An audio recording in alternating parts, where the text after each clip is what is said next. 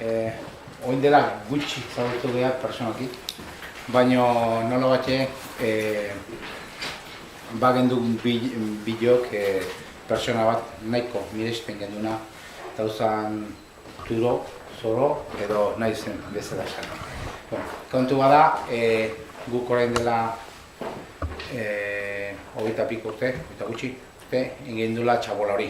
Ikusi zuen txabola hori, hortan, pixka bat, gaur nire Andrea dan Elenarekin egin duen txabola hori, eta jun ginen nola batxe turron moduan, jun ginen ere basoa, balden liburua irakurri eta gero, eta pixka bat ere guk ere, akaso beste modu batean, zeren mende eta piko urruntze gatxu turron gatikan, jugine pixka bat proba berbera iteko, baso batea jugun, egun batzuk suelto, aste bukaro batzutan, bolara ondixegoak, batzutan topatzen ginen lagun batzukin, hemen dago bat dago Vicente, garaiaz arezki ostikan jazagutze du, eta zenbait oliasko jan izan ditugu txabola horren azpin.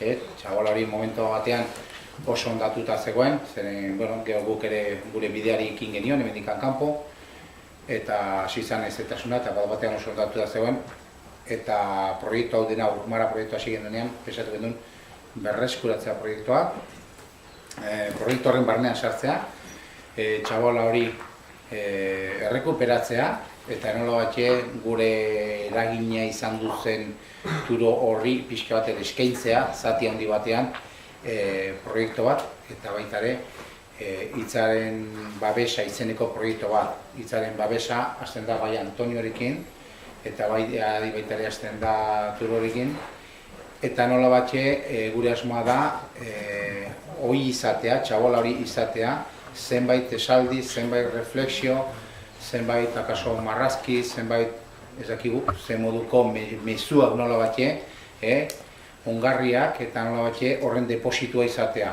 Asmoa dago ere, txabola horrek jasko ditula mezu batzuk, nola batxe botilan batean botatzen diren moduko mezuak, munduko beste puntatik etorriko diren mezu batea, mezuak, gu idealiko dizkegu paper berezi bat, koston, landare batean, indako landare berezi batean indako papera, munduko beste puntako zenbait personaiari eskatuz parte hartu dezaten refleksio bateakin hor geratuko den, txabola hortan geratuko den mezu batekin. Eta hori da, gutxi gora, egingo dena, baina momentu honetan, interesatzeguna da, hemen Antonio dagoela, hitz egingo dula Turo personaia horri buruz, nahiko ez ezaguna, nik akaso edo guk akaso kasualidadez aurkitu gendun, ez dakit, balden liburua, eta orduan irakurri gendun, hainbeste emozioan datu ginen, da hasi ginen proiektu honekin. Bueno, dicho en castellano, buenas tardes, esto es el Espacio Urmara, él es Antonio Casado La Rocha, que es el que va a hablarnos, a darnos a conocer un poco el personaje de Turo, y está aquí porque nosotros hace como 22, 23 años hicimos esa chabola que algunos habéis podido ver en el bosque, y después de leer un libro, o mientras estábamos leyendo un libro que era Balden de Turo, que eso explica un poco sus vivencias, las vivencias de este hombre también en una chabola que él se construye, cómo se puede construir con poco, cómo se puede recuperar el material, bueno, que va definiendo, y nosotros tan contentos también pues decidimos hacer lo mismo, ¿no? Hay aquí pues una persona que es Vicente, que compartió con Elena, mi mujer, y conmigo también el estar en esa chabola durante 2 o 3 años a intervalos, fin de semana, un día suelto, unas temporadas más seguidas, también cuando el tiempo también animaba un poco, y utilizamos un pequeño riachuelo que baja ahí, y bueno, pues fue yo creo que una experiencia gratificante que nos dio a conocer el personaje este del que nos va a hablar Antonio con más profundidad, y que de alguna forma, además en un país que antes no he dicho euskera, pero bueno, con tanta historia política, tanta carga política, lo vamos a dejar ahí, siempre a mí me ha resultado un referente de una posibilidad que no es la política, sino que es otra cosa, que es una posibilidad en la vida de entender la vida en otro contexto, ¿no?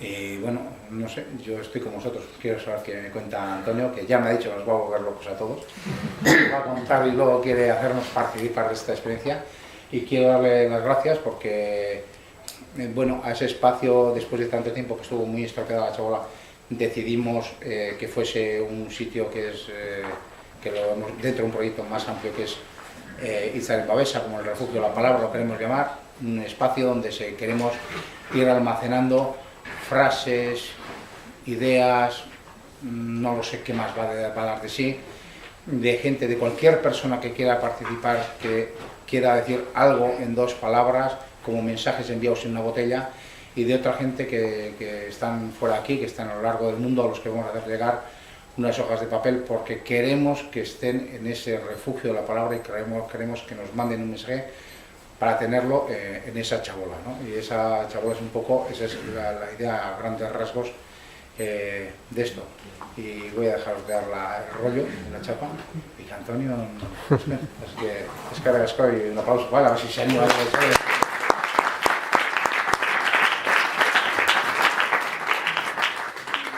Lehenik eta behin eskerrik asko zuri, Kotorikari, Elenari, ona etorri zaretenoi guztioi, Alkizatik kanpo, familia, lagunak, alkate jaunak. Hore handia da niretzat benetan hemen egotea, eta zuk esan duzun bezala, Koldo, Zorok batu gaitu, ez genuen elkarren berri, baina bai, nik tesi doktorala egin nuen berari buruz, eta bueno, zuek hau egin duzu, eta nire ustez toki hau oso modu berezian islatzen du Zororen filosofia nola baita esateko. Baina, bueno, pausos. He traído algunos libros y veréis que hay alguna traducción de Zoro al euskera. Esto lo hizo Edu Lartzanguren y luego lo convirtió en libro Patxi Hipólito, pero la mayoría de los materiales que hay aquí están en castellano, así que para mí es más fácil contaros esto en castellano, pero también he preparado alguna cosa para que no sea solamente yo el que os lo cuente y esto sea una especie de conferencia más o menos académica, sino que, como ha advertido Koldovika, aquí vamos a participar todos, un poco también por seguir el espíritu de este lugar que apuesta pues por el arte y por maneras no convencionales de educar y de vivir la naturaleza y la relación entre etnografía, naturaleza, cultura y arte. Entonces, bueno, he preparado unos pequeños ejercicios que os pido por favor que repartáis. Son unas hojitas con algunos textos y algo de material que nos puede servir para acercarnos a este caso. De repente el año,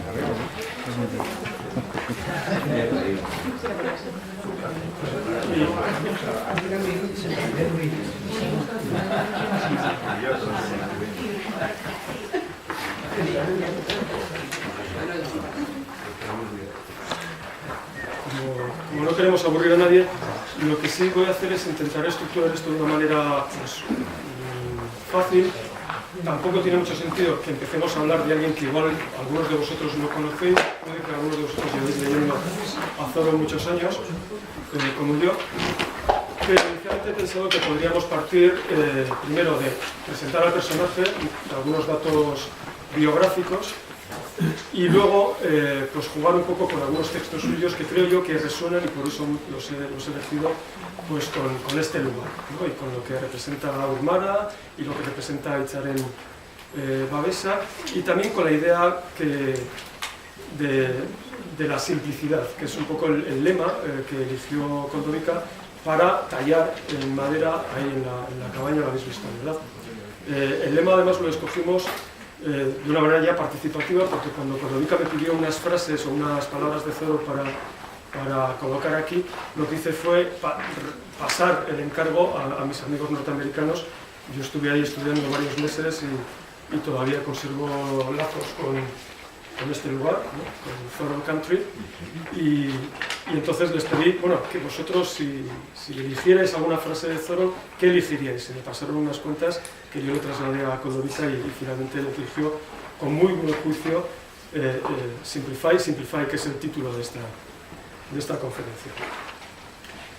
Bien, bueno, pues, ¿quién era este señor? ¿No? Bueno, aquí lo tenemos, Henry David Thoreau, que, como veis, vamos a empezar por el final. Hay una cronología que está sacada de este librito. Los libros están aquí para que ojeéis y curioséis, pero este que está aquí a mí me libera de la obligación de contar, de dar muchos detalles, porque esto es una biografía que publiqué en el 2005, en el cual hago un recorrido pues, convencional, lineal, de la vida de Thoreau y de lo que vino después. Entonces, esto está publicado con una licencia que permite la copia, así que lo podéis encontrar en muchos sitios de internet, descargarlo, imprimirlo, y ahí tenéis, si os apetece continuar, un montón de información complementaria. Yo me voy a limitar a seguir un poco la cronología que tenéis aquí y dar algunas pinceladas nada más, ¿no? Y luego, entre todos, podemos ir reconstruyendo o ampliando lo que nos interese. Si vais al principio, veréis que nace en 1817, más o menos, bueno, aquí, en aquel tiempo estábamos muy entretenidos con las guerras carlistas, pero ahí en Estados Unidos estaban sucediendo cosas bastante interesantes. 1817, más o menos, unos 50 años después de la Revolución Norteamericana. Y esto es importante porque Thoreau nació en este pueblecito, Concord, que era más o menos del tamaño de Alquiza, ¿no? Estaba rodeado de granjas, bosques y algunas lagunas de origen glacial. Pero Concord es muy importante para cualquier norteamericano. Conoce Concord porque es el lugar donde comenzó la Revolución Norteamericana, donde los colonos americanos plantaron cara por primera vez a los soldados británicos, ¿no? Entonces para ellos es un lugar fundacional, ¿no? En todo el sentido de la palabra. Está a unos 30 kilómetros de Boston y ahí sigue, así que si por ahí pasáis alguna vez no os lo perdáis. Él nació en una familia bastante humilde, era el segundo hijo varón de un pequeño comerciante y nació en Concord mismo. Un dato importante, le bautizaron ahí, pero no como Henry David Thoreau, que es el nombre que encontraréis en todas partes, sino como David Henry. Él cuando, bueno, en algún momento está marcado en la cronología, a los 20 y tantos creo que es, decidió que se iba a dejar de llamar David Henry y decidió llamarse Henry David. A partir de entonces, aunque muchos de sus vecinos le siguieron llamando David Henry toda su vida. Pasamos rápidamente por los años, digamos, de infancia, de los cuales no se sabe mucho, pero a los 5 años, bueno, cambiaron de domicilio varias veces, y a los 5 años visitó la Laguna Golden por primera vez. Y eso le causó una impresión tan viva que años después en su diario recordó esa primera visita.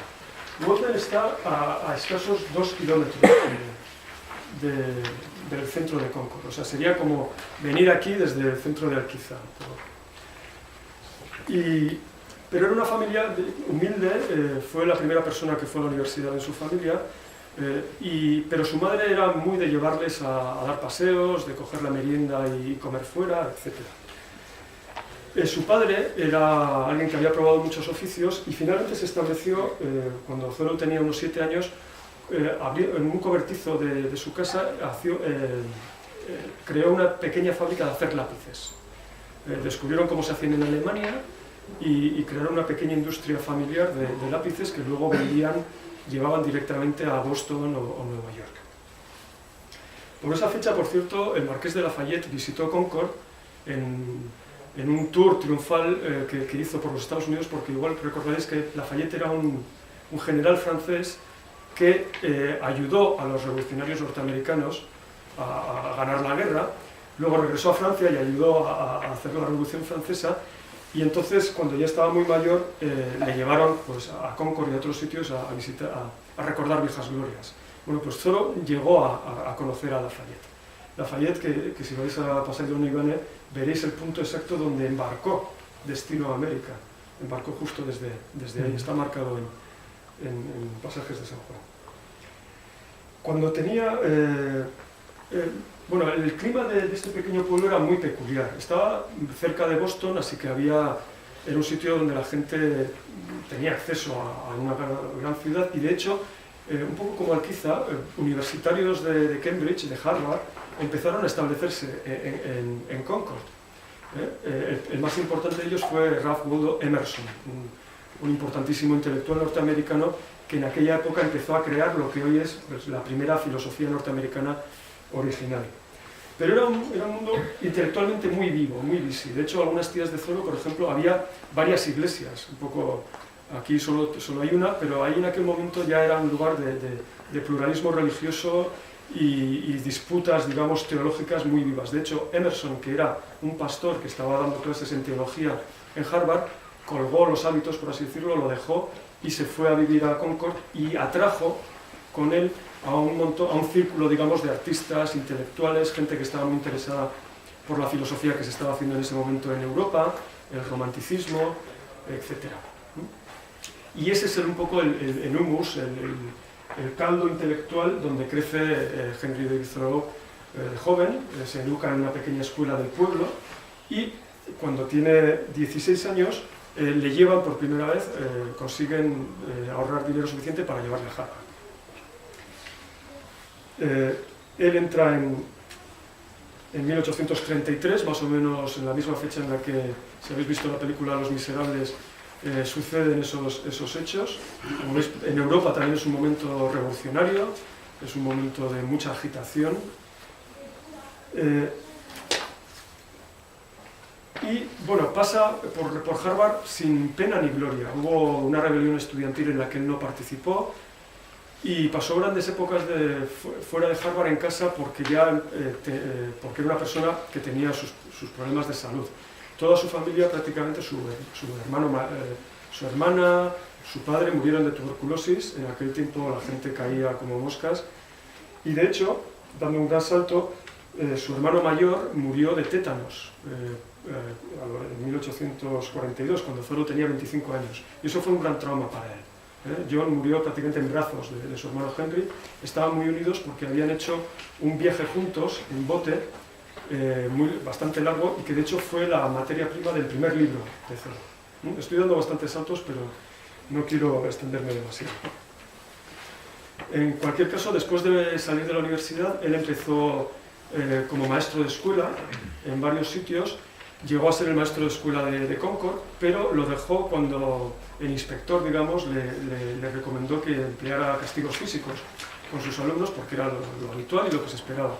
Y él no estaba por esa labor y de hecho lo dejó y creó con su hermano John, antes de que muriera, una pequeña academia en la que, influidos por otras personas de Concord, entre ellos Bronson Alcott, que fue el padre de Louise May Alcott, la autora de Mujercitas, que vivían ahí y formaban parte un poco de ese círculo de Emerson, pues eran gente que estaba experimentando con ideas nuevas acerca de pedagogía. Y como se ve muy bien en la propia película de Mujercitas, sobre el libro. Bueno, el caso es que crearon su propia escuela en la que probaban con métodos un poco pues, heterodoxos, sacando a los niños más al colegio, haciendo salidas, etc. Bien, después de salir de la universidad, Thoreau se incorporó enseguida al círculo de Emerson porque él había sido su profesor ya en Harvard. Y ahí lee un ensayo que para él fue muy importante, el ensayo Nature, que escribió Emerson, en el cual ya se lanzan algunas ideas que son fundamentales y que luego Thoreau desarrolla. Y desarrolla a su manera. Emerson era un intelectual, alguien muy cultivado, que había viajado por Europa, que de hecho vivía de dar conferencias, dejó la carrera docente, pero se mantenía a sí mismo por sus libros y sus conferencias. Thoreau era alguien mucho más de campo, y él mismo lo reconocía, alguien mucho más humilde y, en cierto sentido, alguien más pegado a tierra. Si leéis a Emerson, veréis que la prosa de Emerson es muy elevada, mientras que si leéis a Thoreau, por ejemplo, su diario, que acaban de traducir al castellano en una edición bastante cuidada, está lleno de observaciones. Thoreau escribe todos los días acerca de sus paseos, de las conversaciones que tiene, de los animales y las plantas que ha podido observar, etc. Pero inicialmente fueron colaboradores y crearon una revista, The Dial, el reloj de sol, en la que participaron muchos de estos intelectuales, digamos, renovadores de aquel tiempo. Y era un tiempo, digamos, pues era como mayo del 68, pero en el siglo XIX. Era un momento de experimentación, de optimismo, de hacer cosas nuevas. Bien, damos un gran salto.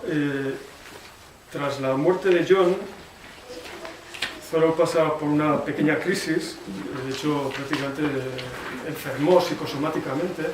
John murió de tétanos, por cierto, de la manera más tonta. Se cortó un día afeitándose y no había, en esos tiempos no había penicilina y no había remedio. Bien, hablaremos luego de las diferencias y los parecidos entre la época de Thoreau y la nuestra.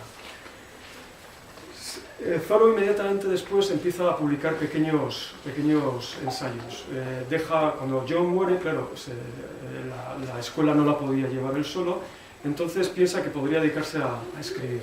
Ya había publicado algunas cosas en esta revista, así que ¿por qué no? Entonces intenta una carrera literaria sin mucho éxito, pues intentando colocar artículos en las revistas de Nueva York, intentando ofrecer sus servicios como conferenciante, un poco como Emerson hacía, pero sin su éxito. Pero es verdad que ya empieza a publicar algunos trabajos y empieza a verse a sí mismo como escritor. Él decía que tenía tantos oficios como dedos, pero de todos ellos, porque era alguien muy mañoso, con las manos, era alguien que te podía hacer tanto una casa como medir un terreno. De hecho, su profesión principal al final de su vida era ser agrimensor, era el principal agrimensor de Concord. Pero si hay alguna cosa que él sobre todo hacía y con la que él se identificaba y con la cual al final hemos acabado por conocerle, es su actividad como escritor. Y precisamente esto tiene que ver con la casita, ¿no? con esta casita que tenéis aquí, que él se construyó en 1845, cuando tenía 28 años, en las orillas de este lago, Walden. Emerson tenía una pequeña tierra aquí y él le pidió permiso para establecerse ahí, para hacer un experimento. Se ha hablado mucho de esto y hay quien dice que fue como que quería huir de la sociedad, o tendemos a pensar en Thoreau como si fuera una especie de Robinson Crusoe, y no es cierto. Él lo que quería era, de alguna manera, darse a sí mismo un lugar donde trabajar, un lugar tranquilo, porque él vivía en casa con sus padres y sus padres también se ganaban la vida acogiendo a huéspedes, con lo cual era una casa muy grande y muy ruidosa y no era el lugar ideal para poder escribir. Entonces él, lo que se construyó en esa casita básicamente era un pequeño estudio para poder trabajar y vivir y experimentar también con la autosuficiencia. Quería ver si podía mantener un huerto, si podía sacarse algo de dinero con lo que sacara del huerto, etc. Pero lo que no quería era vivir como un ermitaño, eso dejémoslo claro. Allí se muda el 4 de julio de 1845, justamente el día de la independencia, de alguna manera ya había un mensaje que transmitir, y ahí pasa 2 años, tal como relata en este libro, el libro que le dio fama, digamos, Walden. En el libro también relata algo que le ocurrió mientras estuvo en la laguna. Él viajaba, él seguía comunicándose con su familia, seguía yendo al pueblo, y también una vez que fue al pueblo a recoger unos zapatos que había dejado en el zapatero, le arrestaron porque en aquel momento los Estados Unidos estaban librando una guerra, digamos, imperialista contra México, arrebatando, digamos, terrenos que ahora son estadounidenses, como pues, Nuevo México, la Baja California, etc. Y Thoreau estaba indignado con eso porque consideraba que era una guerra de agresión motivada por los intereses de los estados sureños, que querían ampliar, digamos, sus terrenos y establecer ahí factorías o granjas en las cuales, como sabéis, la mano de obra sería mano de obra esclava. En aquel momento los Estados Unidos ya estaban viviendo un momento muy convulso porque la cuestión de la esclavitud dividía al país. Como sabéis, en el norte, los estados del norte no eran esclavistas, los estados del sur sí, y había una gran tensión, una gran conflictividad y una gran polarización. Thoreau y toda su familia eran abolicionistas, es decir, eran antiesclavistas. Y como protesta, pues Thoreau decidió no pagar un determinado impuesto. Ese impuesto se le reclamó y entonces le dijeron, bueno, pues si no pagaste tendríamos que encarcelar, y él, de mil amores, pues se dejó acompañar. Solo pasó una noche en prisión porque alguien, posiblemente un familiar, para sacarle de ahí decidió pagar ese impuesto, para gran irritación del propio Henry, que lo que quería era quedarse ahí para que su protesta fuera conocida. Pero describió todo ese episodio, digamos, en Walden, y en un texto que escribió para contárselo a sus convecinos. En Concord había algo así como lo que ellos llamaban el liceo, que era una especie de casa de cultura autogestionada, en la cual al año ponían un dinero y organizaban un programa de charlas, ¿no? Y él decidió, o le pidieron, pues, dar una de esas charlas explicando por qué había dejado de pagar esos impuestos. El texto que preparó para la ocasión lo publicó en una revista unos años después, lo tenéis en la cronología, y se convirtió en el famoso ensayo sobre la desobediencia civil que tanto juego ha dado y que luego leyó Martin Luther King, que también leyó Mahatma Gandhi y tantos otros, ¿no? Y que es precisamente el que se ha traducido al euskera. Bien, acelerando mucho porque ya nos acercamos a los 20 minutos, él finalmente, después de pasar esos 2 años, dejó la casita de Walden porque, como él mismo dice, tenía otras vidas que vivir. La razón inmediata es que Emerson se iba a Inglaterra a pasar una temporada y necesitaba a alguien que le cuidase la casa y le hiciese el mantenimiento y cuidase de su huerta. Y Thoreau dijo que sí, porque además tenía muy buena relación con la familia de Emerson, era casi de la familia. Entonces vuelve de nuevo a casa de sus padres y ahí se queda, en el ático, que preparó para sus colecciones, su herbario, y ahí vivió toda su vida. Empezó a colaborar con Harvard, con Agassiz, un naturalista de Harvard, que le pedía, por ejemplo, información botánica, información sobre las especies que rodeaban estos bosques, de manera que ahí Thoreau empezó a escribir mucho en su diario. Fue el momento en el que el diario empieza a ser muy importante, porque ahí es donde consignaba toda esa información de tipo botánico, zoológico y demás. Sigue publicando algunas conferencias, sigue dando alguna conferencia aquí y allá, es decir, sigue subsistiendo a partir de muchos trabajos. Pero estos son como años mágicos, digamos, para los que leemos a Thoreau, porque escriben muchísimo. En los años 1850, 51, 52, produce muchísimo y hay auténticas joyas en el diario de Thoreau. Aunque en vida de Thoreau no se le conoció como escritor, sino más bien sobre todo como naturalista. Al final de su vida publicó un artículo científico sobre le preguntaron a los granjeros por qué cuando ellos cortaban un bosque de pinos surgía un bosque de robles y viceversa. Es una buena pregunta. Nadie lo sabía y él empezó a investigar, empezó a hacer el estudio acerca de cómo se distribuían y se dispersaban las semillas, y de ahí sacó un artículo casi, digamos, científico. Era un momento en el que fue una de las primeras personas que leyó a Darwin, por ejemplo, en Estados Unidos. Así que era alguien que tenía una formación humanística sólida, alguien que leía y escribía en latín y griego, pero al mismo tiempo leía a Darwin, colaboraba con biólogos de Harvard y escribía poemas y un diario, que no era un diario muy secreto. En aquel tiempo los diarios eran como los blogs de hoy en día. Era algo que la gente escribía, pero luego se lo pasaba a otra persona.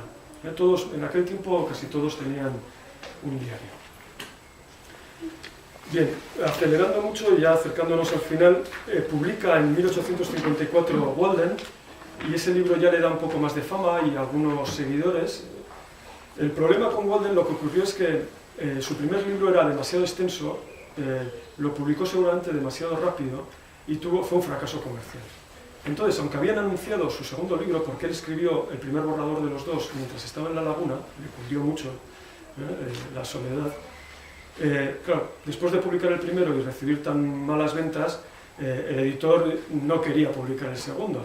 Así que estuvieron posponiéndolo y posponiéndolo durante 9 años, ¿no? Desde el 45 al 54, y en esos 9 años Thoreau reescribió y reescribió y cortó y pulió tanto ese texto que se convirtió en una obra maestra. Así que no siempre es malo que no te publiquen. Después de 1854 siguió escribiendo, siguió viajando, hizo un viaje especialmente importante, es en 1857, con 40 años, se encuentra con dos personas muy importantes en su vida. Uno de ellos es John Brown, un activista, también abolicionista, que se hizo famoso, tristemente célebre, porque capitaneó un intento de liberar a los esclavos por la fuerza, que salió muy mal, le capturaron y finalmente le ejecutaron. Pero John Brown y Thoreau habían hablado en Concord, se admiraban mutuamente, por así decirlo, y para Thoreau fue una tragedia, ¿no? La ejecución de John Brown, y escribió páginas muy airadas, digamos, a favor de John Brown, en contra de la esclavitud, y páginas que de alguna manera ya prefiguran lo que iba a ocurrir con los Estados Unidos en 5 años. En 1862 empieza la Guerra Civil, y el episodio de John Brown fue una especie de anticipo, por así decirlo. La otra persona es Joe Polis, un guía indio con el cual Thoreau recorrió los bosques de Maine. Maine era un estado que en aquel momento estaba muy poco explorado, y Thoreau tenía curiosidad por conocer esos bosques completamente vírgenes de primera mano. Y con él mantuvo una relación muy estrecha y empezó a escribir sobre indios. Thoreau fue una de las primeras personas que empezó a hacer etnología y a ver en los indios una cultura que ya estaba en franca decadencia, pero que podía tener muchas cosas que decir. Su padre muere poco después, Thoreau se hace cargo un poco del negocio familiar, pero enseguida, ya en el 1860, su salud empeora porque precisamente en uno de sus estudios sobre la sucesión de las semillas agarra una bronquitis de la cual no se recupera, que se le convierte en tuberculosis. Bueno, la tuberculosis la venía de alguna manera arrastrando toda su vida. Hay quien dice que si no hubiera sido por las caminatas que se pegaba hubiera muerto bastante antes. Y finalmente muere en 1862, a los 44 años, después de pasar unos meses escribiendo a toda prisa sus últimos artículos y ensayos para enviarlos a revistas y conseguir algo de dinero para su familia. Su hermana Sofía y su amigo Ellery Channing se encargaron de gestionar su legado, y casi inmediatamente empezaron a publicar selecciones de su diario, y en pocos años se convirtió en un escritor muy importante, que en Inglaterra recogieron, digamos, pues, gente que luego fue muy influyente, por ejemplo, en Gandhi y en otras personas, de manera que enseguida la fama de Thoreau se empezó a extender. La cronología sigue, si queréis continuar, pero bueno, yo creo que hoy estamos más con Thoreau y no con lo que ha ocurrido después, en torno al concepto de desobediencia civil, en torno a la historia de la ecología. Hay muchísima información sobre eso y es fácil de encontrar. Solo quería deciros que hoy día, si alguna vez vais a Boston y cogéis el tren hasta Concord, podéis caminar a Golden Pond. Ahí se encuentra esa reproducción de la cabaña que tenéis aquí, que es una reproducción muy fiel de la cabaña de Thoreau. Una cabaña que él hizo con materiales de reciclado, porque lo que hizo fue comprarle la cabaña a un inmigrante irlandés que se iba y recicló el techo, las paredes y el tejado. Y bueno, y hay un centro de estudios que yo tuve el privilegio de poder estudiar a menos de 1 kilómetro, que se llama el Thoreau Institute, que alberga pues, la mejor biblioteca del mundo sobre Thoreau, y es un lugar francamente recomendable. Todos los años millones de personas visitan Golden Pond, que se ha convertido en una especie de lugar de peregrinaje. No vayáis si lo que buscáis es soledad, pero de alguna manera el mensaje de Thoreau, y eso vamos ahora, no tiene que ver con hacer largos viajes, ¿no? Él insistía mucho en su texto, y los que le hayáis leído lo sabéis, que no hace falta irse a Alaska o a Madagascar para encontrar naturaleza. Él escribió muchísimas páginas sobre su gato, uno de los muchos gatos domésticos que tenían en casa, y él ahí también encontraba la naturaleza que le interesaba. De alguna manera, Thoreau era alguien obsesionado con el otro, con aquello que no es, y esto es muy romántico y muy de aquel tiempo, ¿no? Con aquello que no era yo, y ese no yo podía ser la naturaleza, pero también podía ser el esclavo, podía ser el irlandés, las personas que vivían, digamos, en la marginalidad en Concord, etc. Pero bueno, ahora ya me siento y yo creo que podemos hacer un poco de tertulia, ahora que ya tenemos algunas ideas acerca del personaje. Yo os propongo, como veis en las hojitas, 3 ejercicios muy sencillos. El primero es muy simple, es que hablemos de las similitudes y las diferencias entre el tiempo de Zoro y el nuestro. Yo creo que si estamos aquí es porque Zoro resuena con nuestro tiempo y la cabaña, pues aquí está también. Pero bueno, yo creo que es un buen punto de partida para... ¿Quién se anima? Vamos a jugar a las diferencias. Bueno, hay una que a mí me gusta especialmente y es el tema de la crisis. Zoro vivió en tiempos de crisis económica. No solo tenía interés por vivir de manera sencilla porque venía de una familia pobre, y él además no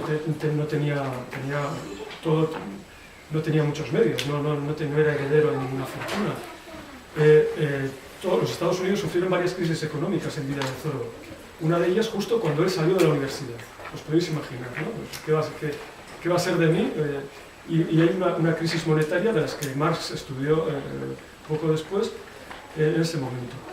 Así que el tema de la crisis yo creo que es una similitud.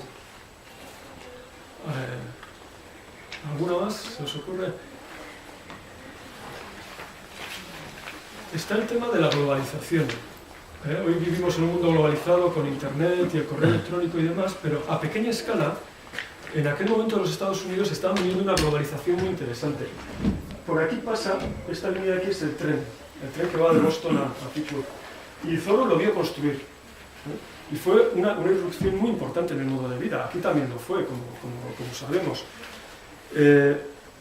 Tan importante fue que un capítulo de Walden está dedicado, bueno, es un capítulo que se llama Sonidos, pero uno de esos sonidos, por supuesto, es el del tren, que él lo voy a escuchar directamente desde su casa de la Laguna, y hay una reflexión muy interesante acerca del tren. El tren, por supuesto, cambió muchísimas cosas en Estados Unidos. La economía, para empezar, los granjeros.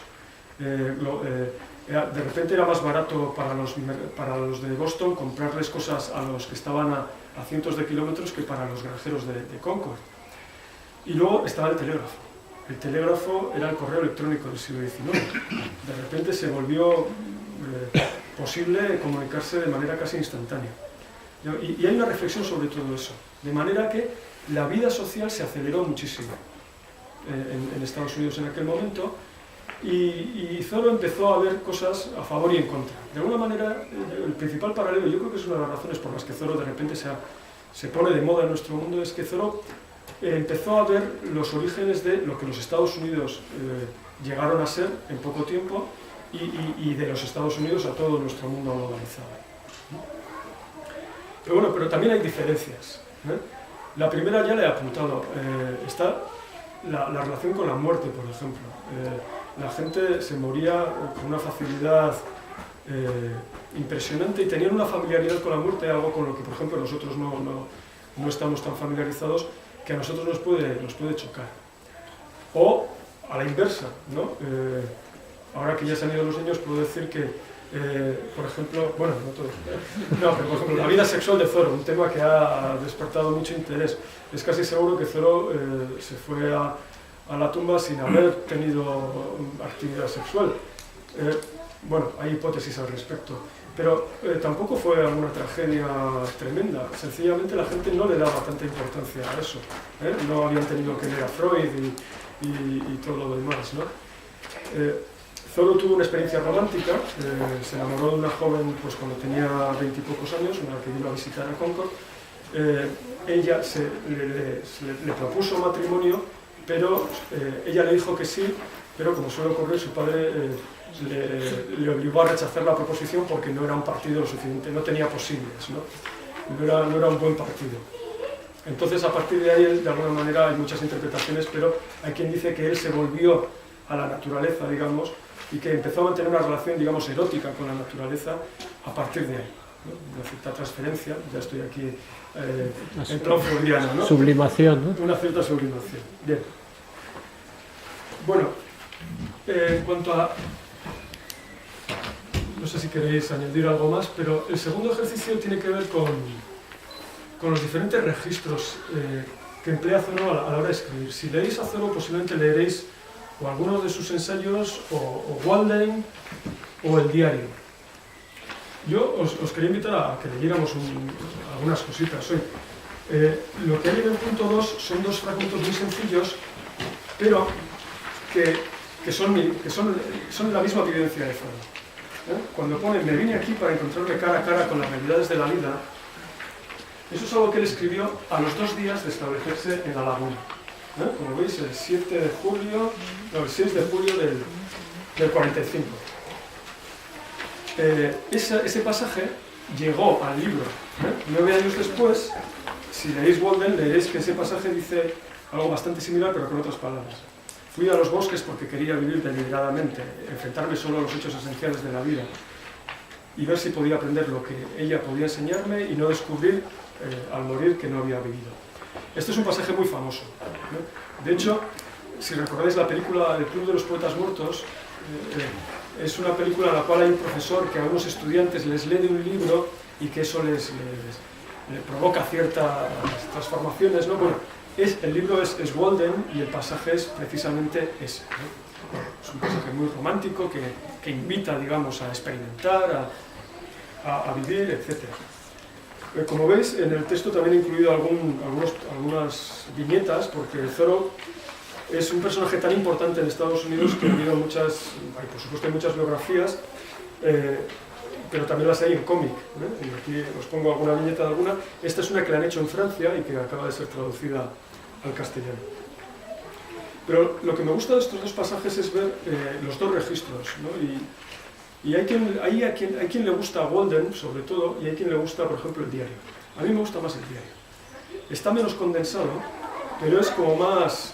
es menos solemne, y ya ves que hay como preguntas, ¿no? La vida, ¿quién sabe qué es y qué hace? Aunque no esté del todo bien aquí, en la laguna, me acabo de mudar, estoy menos mal que antes, en casa, con todo ese ruido. Ahora veamos qué nos trae, ¿no? Ese tono como tentativo, ¿no? Bueno, a ver qué pasa, es muy del diario. Mientras que si leéis Walden es un libro en el que Thoreau ya está mucho más seguro de sí mismo, y es como más... es más potente, todo es mucho más condensado y eso provoca que a veces sea difícil de leer. Hay quien empieza Walden con mucha ilusión, pero por eso yo recomiendo enfrentarse a este libro de manera aleatoria. Es un libro estupendo para empezar por cualquier sitio, no hay que seguirlo de manera lineal.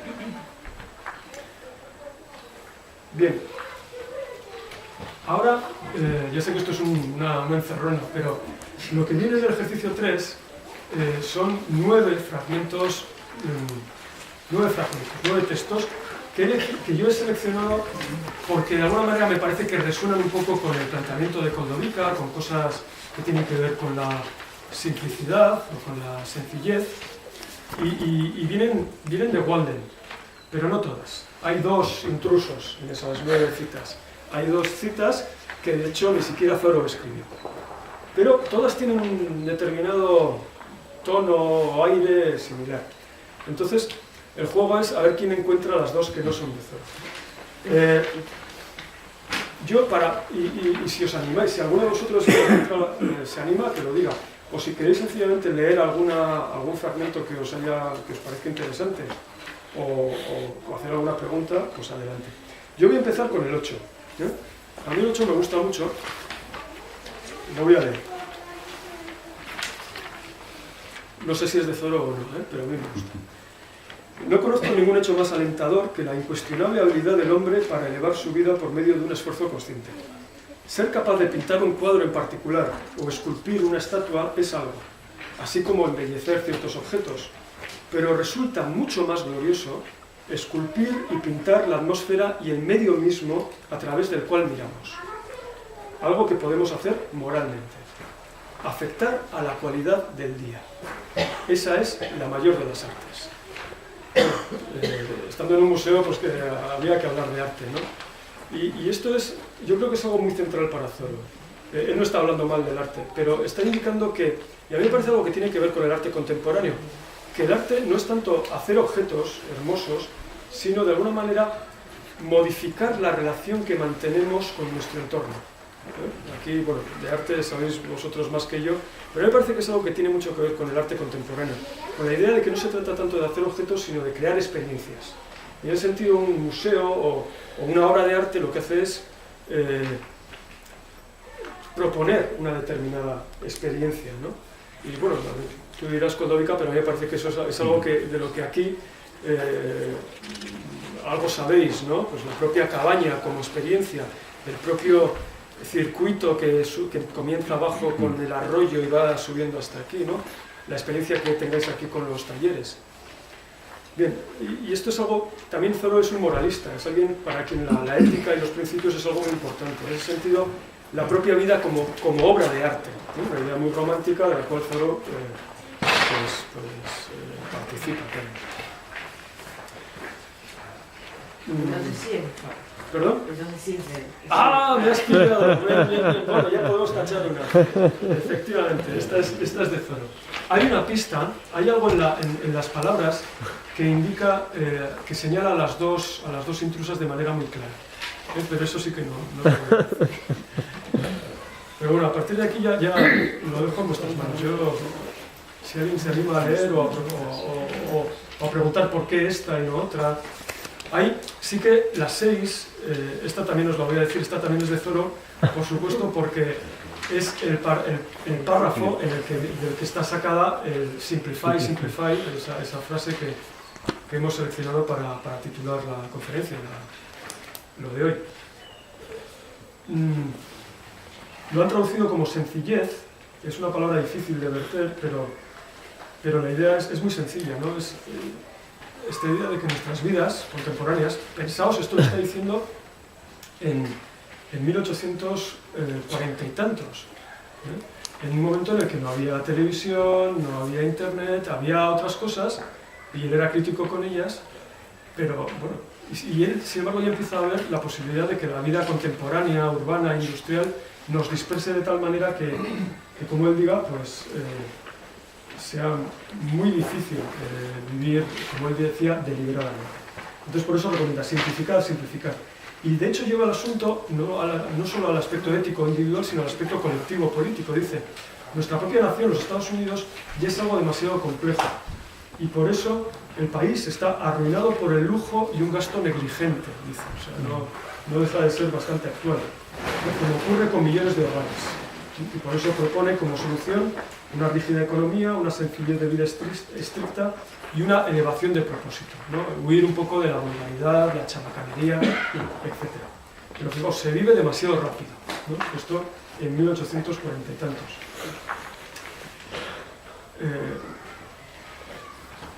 Estaba leyendo esto, la 3, ¿no? Lo de las piezas de piedra que le molesta ya, le parece demasiado ya, ¿no? Tienen sí. 3 pedazos de piedra y dice, esto es demasiado adorno. Hombre, la casita era pequeña, también. Cualquier cosa tenía que elegir muy bien qué colocar, ¿no?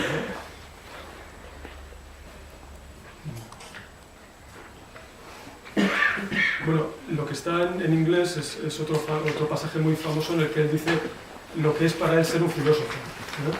Yo he traído el beneficio de los filósofos de la sala, que más de uno habrá. Pero como veis es una idea de filosofía muy antigua, ¿no? La idea de que la filosofía no es solo una profesión académica, sino también un aprender a vivir, ¿no? Una práctica. Esto es una idea en el fondo de la filosofía antigua, de la filosofía griega, estoica y de otros que Thoreau recupera, ¿no? Y también porque aparece la palabra simplicity, ¿no? Lo que él propone como vida del filósofo es una vida de simplicidad, independencia, magnanimidad y confianza.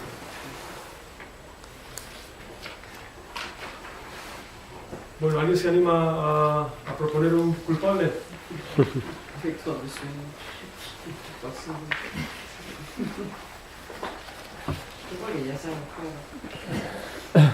A mí me da igual que yo tenga un título que perder, la 2, por ejemplo.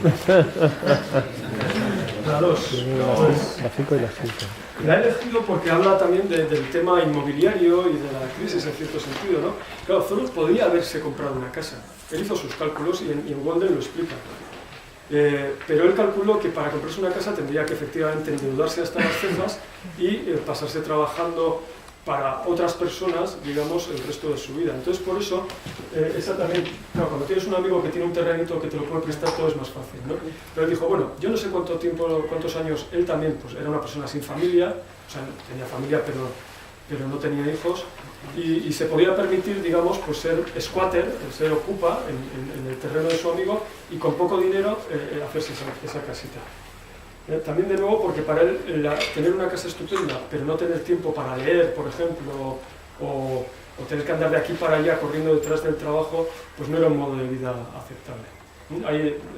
Luego ese tema se ha retomado pues, en el elogio de la pereza y en muchos otros textos, ¿no? Pero el 2 es de cero. Sigue la jugada. La 4. La 4. El 4. La 4 es un pasaje que a mí también me gusta mucho. Lo he elegido pensando en este lugar. Es de Zoro, lo siento. Zoro, de hecho, ha sido una influencia en muchos arquitectos. En Walden, como está hablando de su casita, tiene muchas reflexiones sobre lo que es construir una casa y cómo debe ser una casa buena. Y hay toda una reflexión que después, a posteriori, arquitectos han recogido y que ha influido un estilo, digamos, de arquitectura muy funcional, muy minimalista. Y, por ejemplo, este es uno de esos pasajes en el que él está hablando de una casa muy rara, una casa muy grande, sin tabiques, en el cual, bueno, es una frase larguísima que no he podido reproducir. Zoro, mucho simplify, pero cuando le daba a la pluma, ni que Proust. Es un autor de largo periodo, ¿no? Y cuando al leerla yo pensaba en algo así, ¿no? Una especie de gran invernadero. Me has engañado, la 8 no es de Zoro. La 8 es de Zoro. No miento, no. Hay dos años. La 9 es trampa, no hay ninguna. Estáis muy cerquita, muy cerquita. Son las 5 y las 7. La 9 es de Zoro. La 7. A ver, la 9 y la 7. Las 5. No, la 9 es un pasaje de Walden de la conclusión. Walden también está estructurado, Zoro era un escritor bastante consciente y en Walden empaquetó un montón de elementos simbólicos y estructurales que lo hacen el clásico que es. Ha dado trabajo a generaciones de filólogos norteamericanos. Bueno, pues Walden, aunque cuenta 2 años de la vida de la laguna, lo estructura utiliza el ciclo del año y comienza en verano y pasa al otoño, el invierno, la primavera y termina, digamos, con la primavera otra vez, ¿no? Entonces, el final de Walden es muy hermoso y es muy optimista. Y esto está tomado del final, porque está tratando de recapitular un poco la experiencia y dice, mira, en lo económico igual fue un poco desastre, lo fue, de hecho. No, el experimento no le salió, las cuentas no le salieron. Pero dice, bueno, hay una cierta moraleja en todo esto y la moraleja es de este tipo, ¿no? Mi experimento me enseñó que merece la pena probar, ¿no? y que si simplificamos nuestra vida, dice, pues la soledad o esas cosas que uno temía ya no son tan temibles, ¿no? La soledad ya no será soledad, ni la pobreza, ni la debilidad, debilidad. Si habéis construido castillos en el aire, vuestra obra no tiene por qué perderse. Están donde deben estar. Ahora hay que poner los cimientos debajo. Bueno, no es alguien muy idealista que te dice, no, los castillos en el aire, sino que dice, no, de acuerdo, pero ahora a ponerles cimientos. Bueno, al final los vamos a encontrar por eliminación. La 7, ¿eh? La 7, a ver. Bingo. La 7 es una de ellas. Y os voy a decir por qué. Podría estar escrita por Zoro, porque de lo que habla, vamos, dice lo mismo de la marcha lenta y demás, pero utiliza la palabra cabaña. Y Zoro nunca llamó cabaña a su casa. Si le leéis, siempre dice la casa. Para él era una casa con todas las de la ley. Sin embargo, la 7 procede de un texto que no he podido traer, pero que está recién traducido al castellano, que se ha vendido muchísimo en Francia, que se llama La vida simple, de Sylvain Tesson, que es un alpinista francés, viajero, que decidió también pues, hacer el experimento de irse 6 meses a vivir a una cabaña a las orillas del lago Baikal, en Rusia, Siberia ya, ¿no? Y ahí escribe pues, su relato. Obviamente tiene la referencia de Zoro, por supuesto, así que hay un determinado elemento de diálogo, de repetición. En algunas cosas es zoroviano, en otras no. Por ejemplo, se fue con vodka y una caja de puros y un ordenador a la casa. Pero hay elementos, pero este pasaje 7 es claramente zoroviano. O sea, esto podía haberlo escrito Zoró tranquilamente, ¿no? La idea de la cabaña como laboratorio, como experimento. Pues entonces la 3 la 5, porque va a hablar de la cabaña. Exactamente. Pero el mensaje también es claramente zoroviano, es un guiño claro, ¿no? La idea de que una cabaña pequeñita hace que la vida sea más sencilla y eso permite, pues bueno, yo creo que todos hemos tenido, no hace falta, todos hemos tenido la experiencia de, bueno, pues de esa liberación que supone salir de viaje, ¿no? De repente ya solo cuentas con aquello que llevas en la maleta, en la mochila, ¿no? Yo creo que esa es un poco la idea, ¿no? En nuestras vidas necesitamos de vez en cuando simplificar, ¿no? Tal vez para luego volver a... O sea que la 5 es demasiado resumida para ser de Turó, ¿no? Sí, ¿verdad? Bueno. ¿Y de quién es? Claro, también habla del té. El té también era otra pista, porque Zorro era tan puritano que ni siquiera el té le parecía aceptable. Con Tomás y el vodka, imagínate. Desde el mismo también de... Sí, los dos son de Silván, por eso he puesto la referencia en la bibliografía final. A lo tonto lo hemos dedicado. Sí, bueno, a lo tonto ya llevamos 50 minutos.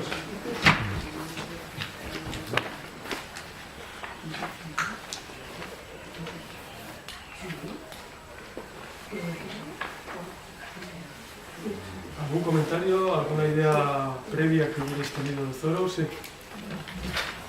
Bueno, en primera instancia voy a pedir disculpas porque soy la persona recién llegada aquí.